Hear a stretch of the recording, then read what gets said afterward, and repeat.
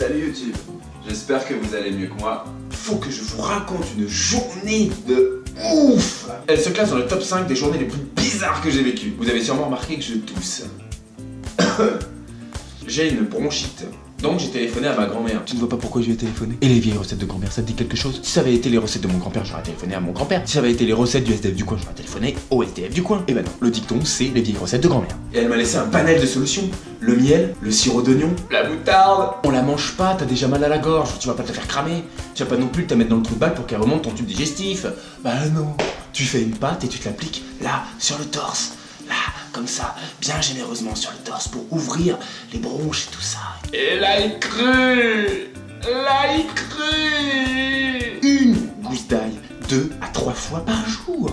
Le choix a été difficile, mais vous me connaissez, prêt à tout pour guérir.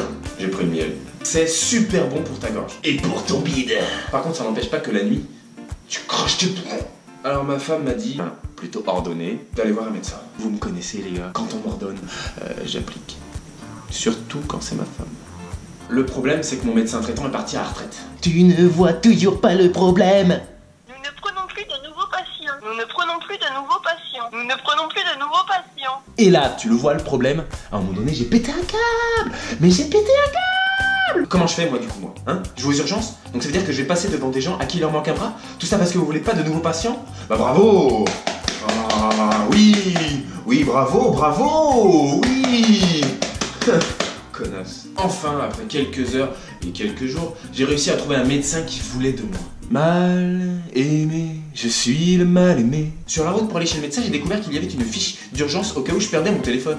Sur cette fiche, il y a une photo, mon prénom, mon métier, mon numéro de téléphone pour qu'il puisse me joindre et me dire que j'ai perdu mon téléphone, mes adresses mail, mon adresse postale si je réponds pas au téléphone, comme ça il peut venir directement chez moi me le redonner, c'est très gentil à lui. Mon anniversaire, comme ça il peut m'envoyer un petit message le jour J, ça c'est super sympa. Et mes contacts à contacter si je ne réponds pas au téléphone ou qu'il veuille me voler mon identité. Derrière, il y a 3 choix possibles. M'envoyer un message pour me dire qu'il a toujours retrouvé mon téléphone et qu'il va le réinitialiser et qu'il va le revendre et que je l'aurai dans le cul. Partager ma fiche à mes contacts pour leur demander s'ils me connaissent, hein, on ne sait jamais. Et ajouter ma fiche d'urgence aux favoris de mon téléphone. Au cas où. Tout dernier choix, c'est ma fiche médicale où il y a mon groupe sanguin, mon poids et ma taille.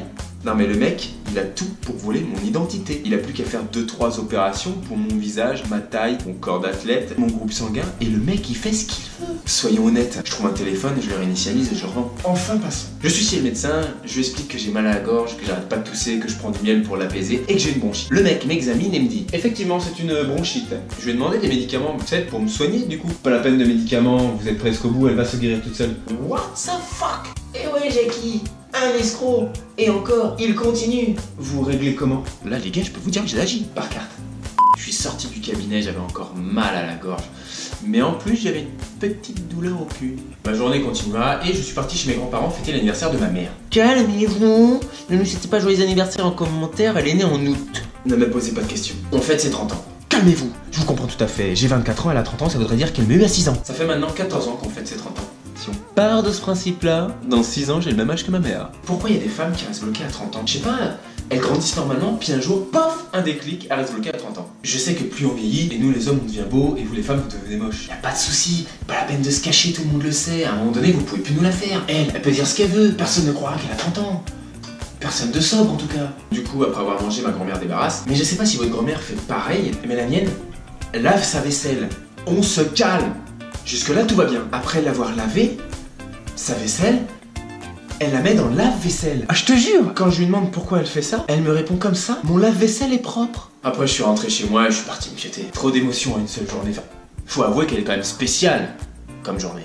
Expliquez-moi en commentaire une de vos journées spéciales. En tout cas, moi, je vous dis à plus tard. Je vous fais des bisous. Au revoir.